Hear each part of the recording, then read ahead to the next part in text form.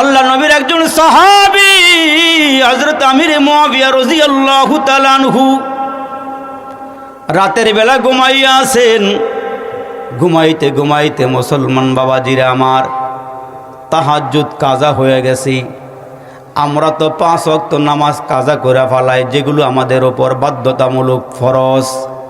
ওই নামাজগুলো আমরা কাজা করে ফেলাই, কিন্তু দেখা যায় নবীর সাহাবীরা তাহাজ্জুদ পর্যন্ত কাজা করে নাই। তাহাজ্জুদের নামাজ এমন একটা নামাজ, যেই নামাজের সময় আল্লাহওয়ালাদের লিস্ট করা হয়। সুবহানাল্লাহ বলেন। ইমাম গাজালি রহমাতুল্লাহ আলাইহি বলেন, তোমরা বান্দাবান্দের যদি আল্লাহর ওলি হতে চাও তাহলে বেশি করে তাহাজ্জুদ নামাজ পড়ো, তাহলে আল্লাহওয়ালা হইয়া কবরে যাইতে পারবা। যার আমলনামায় যত বেশি তাহাজ্জুদ থাকবে, এজন্য আমাদের মুরব্বীরা অসুস্থ হওয়ার পর এত অসুস্থ হয়ে গেছে বিছানার থেকে উঠতে পারে না, কিন্তু 2-1 দইরা নামাজে দাঁড়া করে দিলে আর নামাজের মধ্যে রুকুতেও যায় না, সিজদাও যায় না। কোরআন শরীফ পড়তেছেন তো পড়তেছেন, পড়তে পড়তে কয়েক সূরা নামাজের ভিতরে শেষ করে ফেলাইছি। আল্লাহু আকবার বলেন।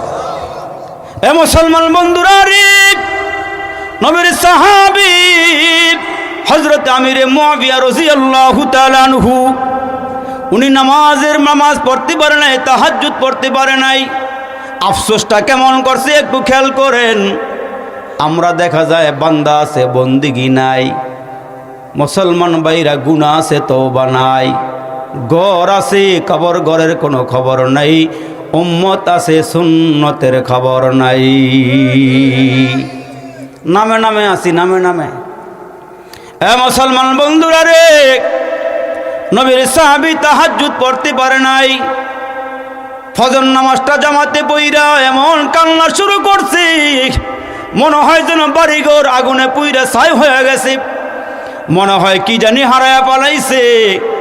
ফজরের পরেও কাঁদে, জোহরের পরেও কাঁদে, আসরের পরেও কাঁদে, মাগরিবের পরেও কাঁদে। আল্লাহ, কোনো রাত তাহাজ্জুদ কাজা করি নাই, আজকের রাতটা ঘুমের ঘরে আমার তাহাজ্জুদ কাজা হয়ে গেছি। আফসোস করতেছি, পরের রাত্রে আবার ঘুমায় রইছি। ঘুমের ভিতরে আছে, হঠাৎ করে কে জানি মাথার মধ্যে হাত দিয়া দিয়া বলতেছে, ও নবীর সাহাবী উঠো, ঘুম থেকে উঠো, তাহাজ্জুদ পড়ো। সুবহানাল্লাহ। কে জানি মাথার মধ্যে হাত বুলাইতেছে আর বলে, উঠো, তাহাজ্জুদ পড়ো, এত ঘুমাইতেছো কেন, তাড়াতাড়ি উঠো। নবীর সাহাবী তাকায় দেখেন দরওয়াজাও বন্ধ, জানালাও বন্ধ। কে আমারে তাহাজ্জুদ পড়ার জন্য জাগাইলো, কে আমারে ঘুম থেকে উঠাইলো। তাকায় দেখে গো, ঘরের ভিতরে একজন লোক বসা আছি। লোকটাকে ডাক দেয়া কয়, তুমি কে? আমি কয়, আমি শয়তান। দরওয়াজা বন্ধ, জানালা বন্ধ, তুমি কেমনে আসছো? কয়, হুজুর, আপনার ঘরে আসার মতন অনেক রাস্তা আমার জন্য খোলা আছে। হুজুর গো, আমি আপনারে ঘুম থেকে জাগাইতে আসছি যেন তাহাজ্জুদ পড়তে পারেন। নবীর সাহাবী ডাক দিয়া কয়, শয়তান, এদিকে আয়, কাছাকাছি আয়। শয়তানটা 2টা হাত দিয়ে মজবুত করে ধরিয়া বলে, বল, সত্য কথা বল, তুই কেন আমারে ঘুম থেকে জাগাইছস? আমারে তাহাজ্জুদ পড়তে কেন উঠাইছস? তুই তো শয়তান, তুই তো আমাদের ভালো কাজ দেখতে পারস না, নেক কাজ দেখতে পারস না, তুই এই কাজটা কেন করছিস বল। কয়, হুজুর, আমি আপনারে সওয়াব বেশি হওয়ার জন্য ঘুম থেকে উঠাইয়া দিছি, আপনি তাহাজ্জুদ পড়েন। কয়, না, সত্য করে বল, কি জন্য আমারে ঘুম থেকে উঠাইছস? যখন মজবুত করিয়া ধরছি। শয়তান ডাক দিয়া কয়, নবীর সাহাবী গো, গতকালকে তাহাজ্জুদ কাজা কইরা আপনি যে কান্না দিছেন, আমার আল্লাহ তাআলা কান্নার ভিতর দিয়া তাহাজ্জুদ পড়ার চেয়ে সওয়াব আমলনামায় বেশি দিয়া দিছি। আমি তাকায় দেখি হুজুর, আমি তাকায় দেখি আপনার আমলনামার মধ্যে তাহাজ্জুদ পড়ার চেয়ে সওয়াব বেশি। এই জন্য চিন্তা করলাম, যদি আজকে ঘুমায় থাকেন তাহাজ্জুদ পড়তে না পারলে আবারও তো আপনি কান্না করবেন, আপনি বেশি নেক আমল করলে আমার সহ্য হয় না, এই জন্য আমি দিছি ঘুম থেকে জাগ্রত করে আপনি যেন তাহাজ্জুদ পইরা কান্নার চেয়ে সওয়াব কম কামাইতে পারেন। নাউজুবিল্লাহ, জোরে কোন। তো শয়তান আমাদের ভালো চায় না, শয়তান আমাদের ভালো কাজ করতে দেয় না। ওই বান্দা ডাক দিয়া কয়, আল্লাহ, হাসরের কঠিন ময়দানে বড় জান্নাত পেতে হলে আমার নেকি বেশি করা লাগবে। আল্লাহ তো আমার অনর্থক বানায় নাই, আল্লাহ তো আমার ও কারণে বানায় নাই। আল্লাহ কি জন্য বানাইছে? আল্লাহ বলেন, ওয়ামা খালাকুতুল জিন্না ওয়াল ইনসা ইল্লা লিয়াবুদুন।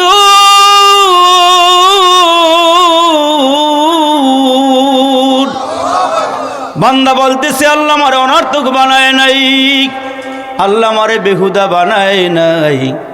যদি আমরা বৈদ্যার বাজার থেকে সোনারগাঁও থেকে আল্লাহরে জিজ্ঞেস করি আল্লাহ কি জন্য বানাইছেন, আমার আল্লাহ ডাক দিয়া কয়, আফা হাসিবতুম আন্নামা খালাকনাকুম আবাসা ওয়া আন্নাকুম ইলাইনা লা তুরজাউন।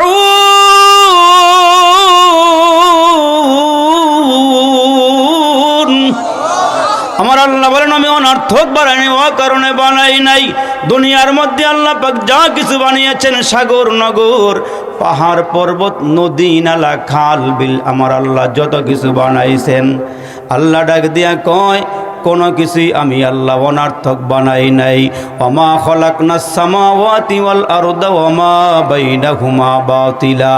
আল্লাহ কয়, দুনিয়ার কোনো কিছু আমি আল্লাহ অনর্থক বানাই নাই। আল্লাহু আকবার, জোরে বলেন। দুনিয়ার সব কিছু আমি আল্লাহ কাজের জন্য বানাইছি। এ যুবক, আপনি ঘরের থেকে বের হইয়া রওনা হয়ে গেলেন, শয়তান সামনে গিয়ে আপনারে আটকায় দিছি, নামাজে যাইও না, তুমি ঘরেই নামাজ পড়ে ফেলাও। বাহিরে কুয়াশা, বাহিরে বড় শীত, কিন্তু বান্দায় নিয়ত করছে আমি জামাতে নামাজ আদায় করবই। তখন শয়তান ডাক দিয়া কয়, তুমি বুড়া মানুষ, তুমি দুর্বল মানুষ, মাজুর মানুষ, তুমি আমার কাঁধে উঠো, তোমারে কাঁধে করিয়া আমি নিয়া যাই আল্লাহর ঘরে। ওই লোকটা যখন সামনের দিকে যায়, শয়তান তার সামনে আসিয়া লোকটাকে টান দিয়া কাঁধে উঠাইয়া নিয়া চলে গেল।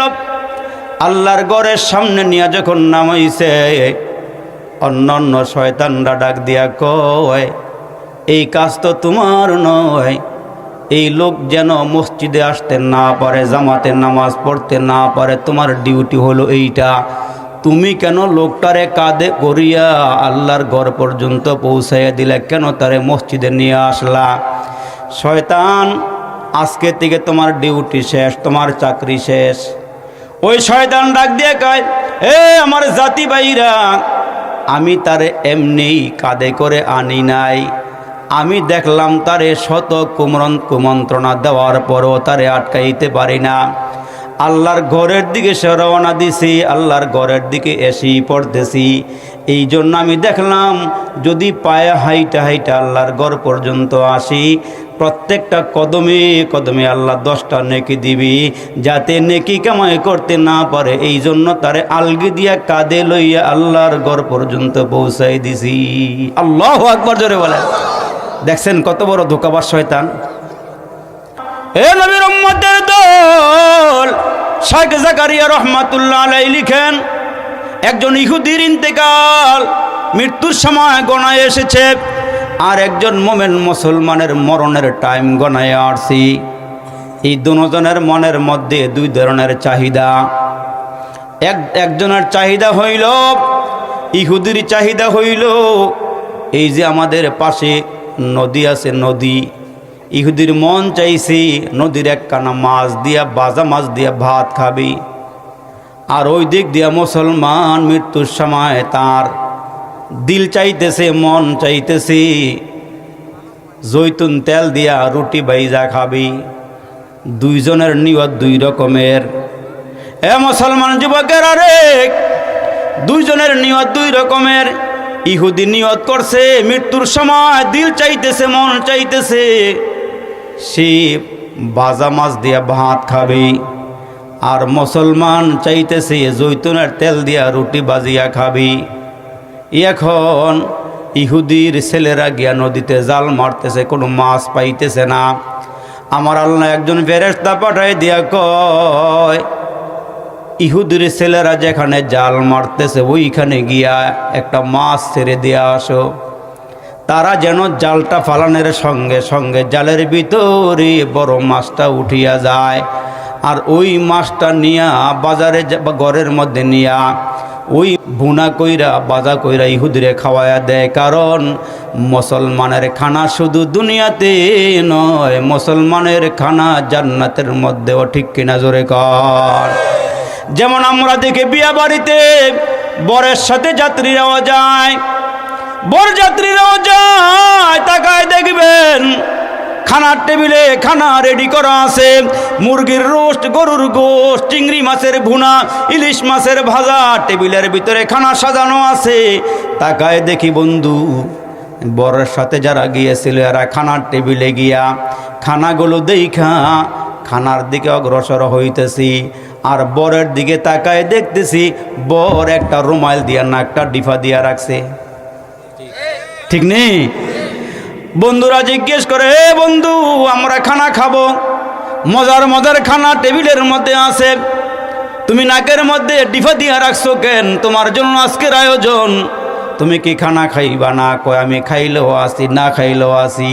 তোমগো খানা আজকের পরের থেকে আর পাইবা না।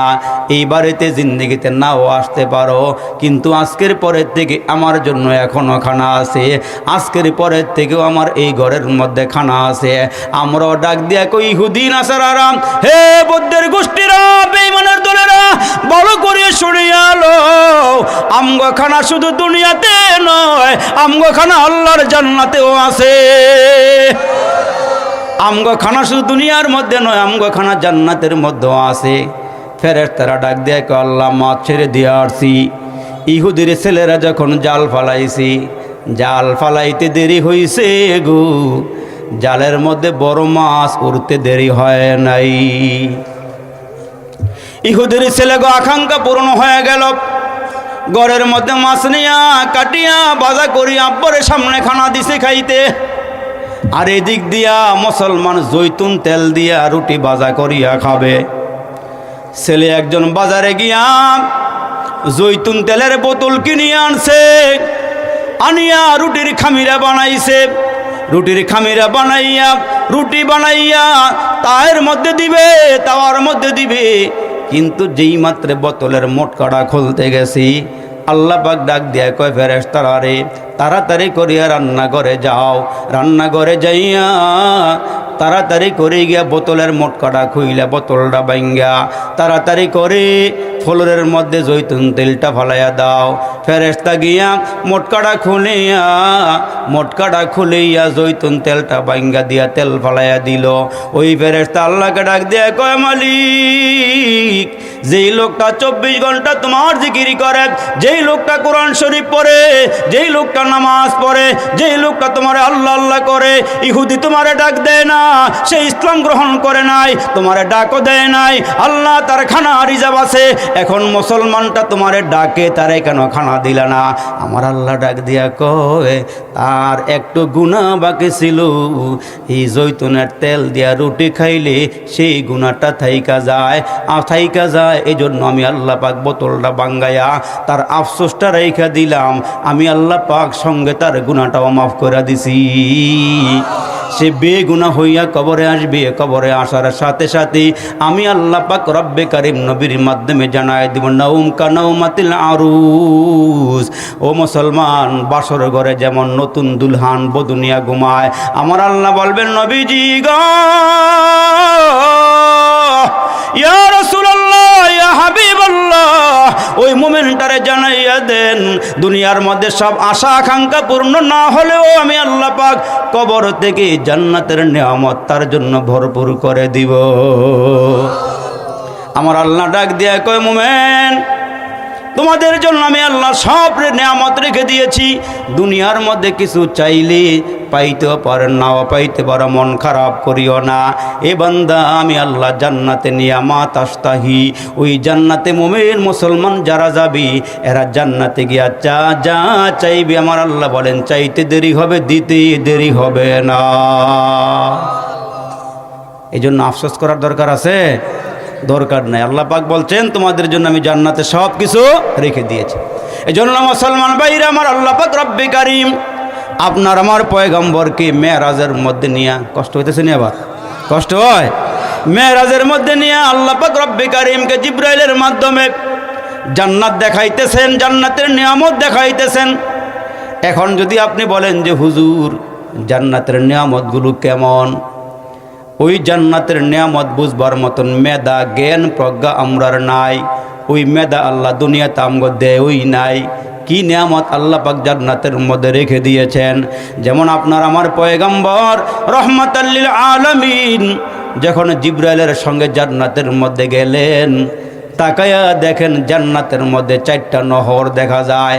একটা নহর স্বচ্ছ পানির নহর, আরেকটা নহর হলো মধুর নহর, আরেকটা নহর হলো শরবতের নহর।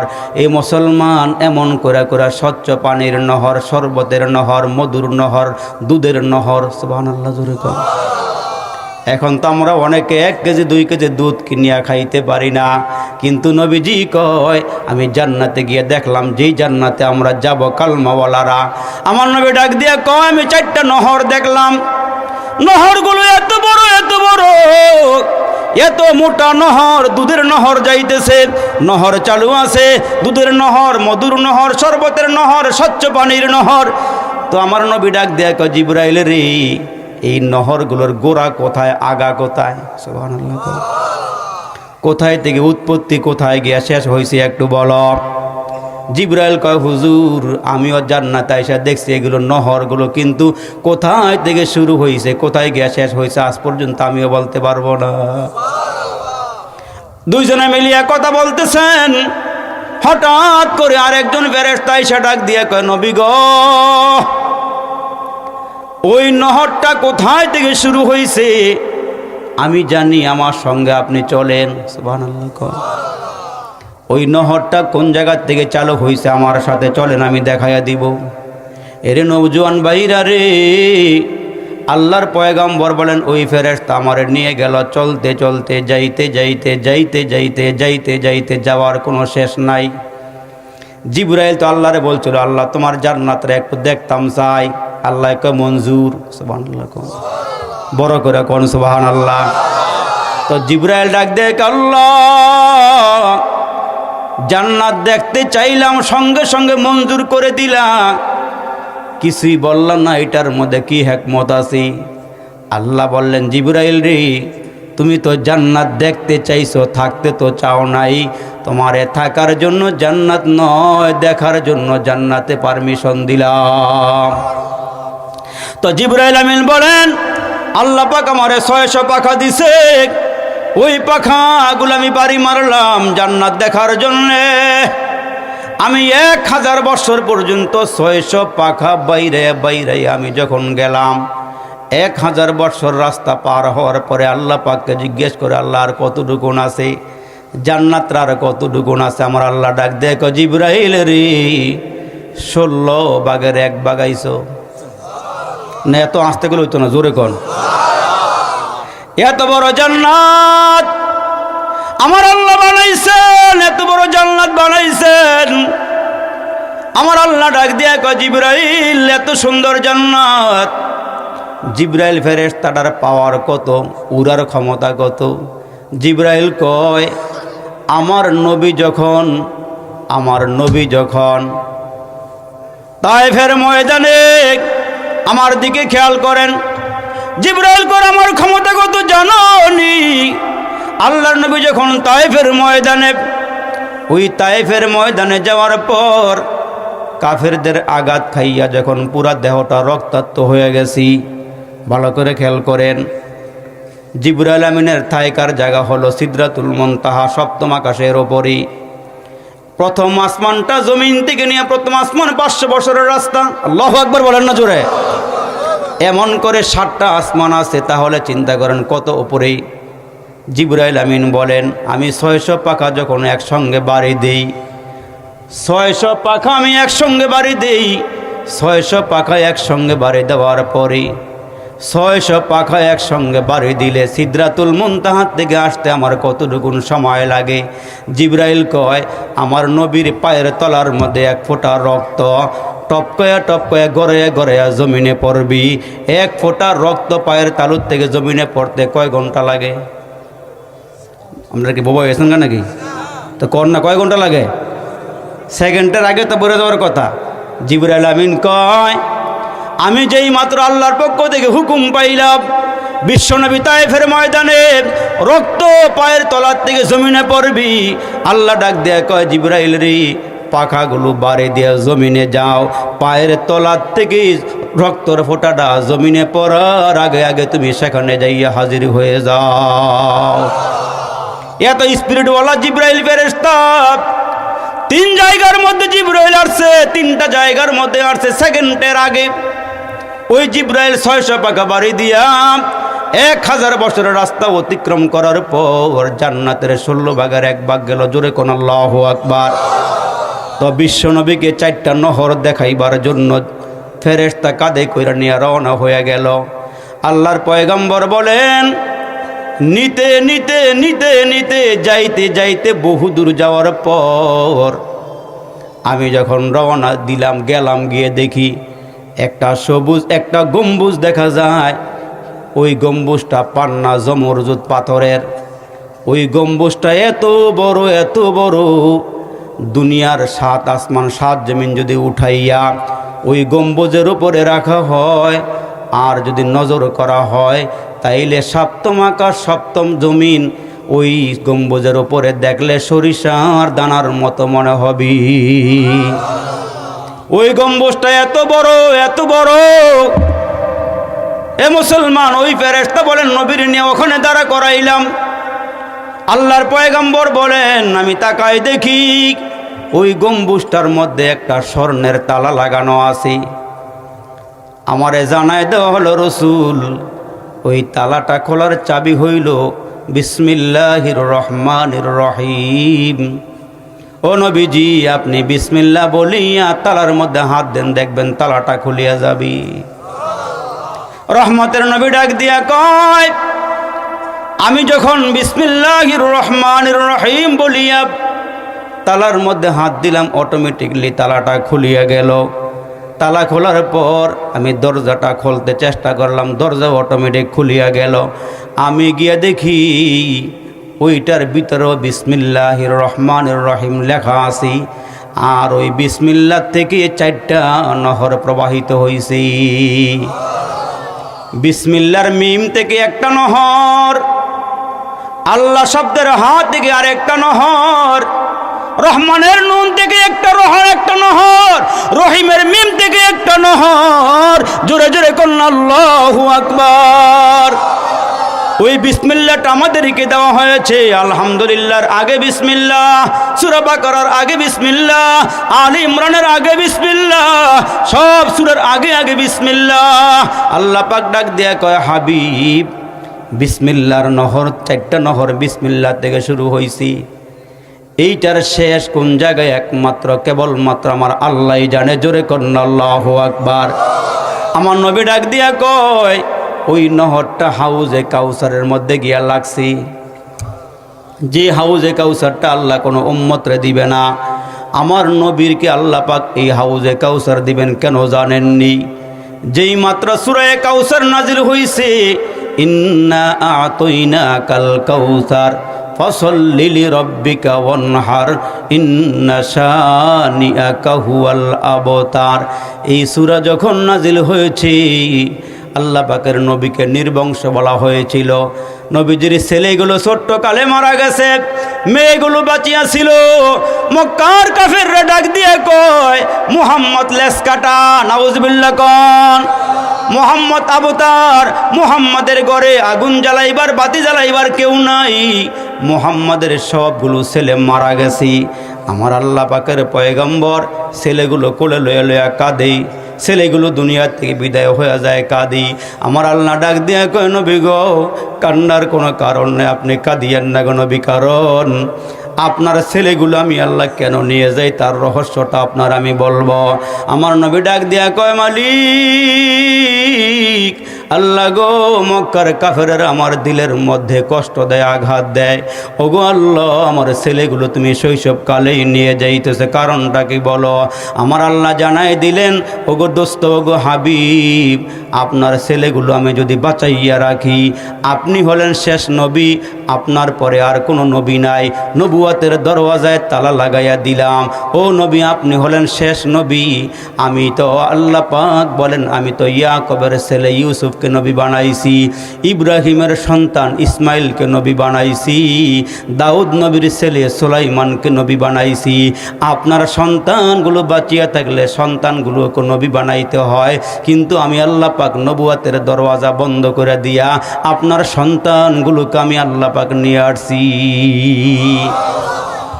এখন আল্লাহ ডাক দেয়া কয় হাবিব, মন খারাপের দরকার নাই গো হাবিব, সারাটা জীবন আপনি উম্মতের জন্য কাঁদেন, একটাবার ছেলের কথা বলেন নাই, একটাবার নিজের মেয়েদের কথা বলেন নাই। ও নবী, আপনি মন খারাপ করিয়েন না, আপনাকে আমি আল্লাহ ছেলেগুলো নিয়া আমি আল্লাহ আপনার একটা পুরস্কার দিব উম্মত সহকারে। আর একটু জোরে কোন সুবহানাল্লাহ। আমার নবীর মনে যেই কষ্ট ছিল, যখন আল্লাহ জানাই দিলেন, হে হাবিব, হে আমার বন্ধু, মন খারাপের দরকার নেই, ওগো পেয়ারা দোস্ত, ওগো পেয়ারা নবী, মন খারাপের কোনো দরকার নেই, আপনার উম্মত সহকারে আমি একটা হাদিয়া দিমু। আমার নবী খুশি হয়ে গেছি, আমার নবী সন্তুষ্ট হয়ে গেছি। আমার আল্লাহ জানাই দে, হাবিব গো, ও নবী, আমি আপনার একটা পানি দিব। পানি কয় কি পানি? কয় সেটার নাম হলো হাউজে কাউসার। আমি আপনারে একটা হাউজে কাউসার দিব, ওইটার পেয়ালা হবে আকাশের তারকা বরাবর। সুবহানাল্লাহ, জোরে কোন। ওইটার পেয়ালা হবে আসমানের তারকা বরাবর। আসমানের তারা গণনা করিয়া শেষ করা যায় না, পেয়ালাও গণনা করিয়া শেষ করা যাবে না। উম্মতেরা যখন পিপাসিত হইয়া গলা শুকাইয়া জিহ্বা শুকাইয়া আসবি, ওই মুহূর্তে আমার আল্লাহ রব্বে করিম বলবেন, হাবিব, আপনি দুনিয়া থেকে আসার পর যে উম্মতেরা আপনার সুন্নতের উপরে আমল করছি, যে উম্মতেরা ঘরে বাইরে সুন্নতের আমল করছি, ও নবী, সুন্নতওয়ালা উম্মতগুলিকে ডাইকে কাছে নিয়ে আসেন। আর যারা সুন্নত পালন করে নাই, সুন্নতকে জবাই দিয়েছে, সুন্নতকে মুসলমান ভাইরা কতল করে দিয়েছে, ওই সমস্ত উম্মতগুলো হাউজে কাউসারের পারে আসলে এগুলো তারাইয়া দিবেন। আর যারা সুন্নতওয়ালা উম্মত আসবে, এদেরকে এক পেয়ালা করে হাউজে কাউসারের পানি পান করাবেন। এরা পানি পান করিয়া যাওয়ার পর 50,000 বছর পর্যন্ত এদের আর কোনোদিন পিপাসা লাগবে না।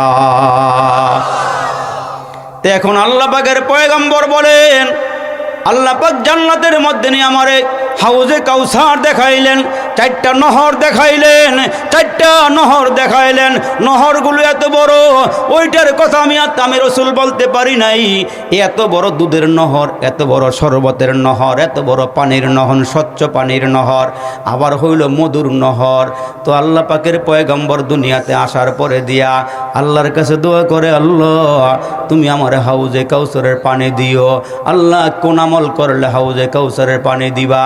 আমার নবীকে আল্লাহ জানায়া দে, আপনার উম্মতকে জানায়া দেন, আমি আল্লাহ 24টা ঘন্টা দিলাম, 24টা ঘন্টার ভিতরেই 5টা ঘন্টা আমারে দিতে কইেন নামাজে, আর বাকি 19 ঘন্টা আমি বিসমিল্লাহির মধ্যে 19টা হরফ দিয়া দিছি। আর জাহান্নামের ফেরেশতা আছে 19 জন।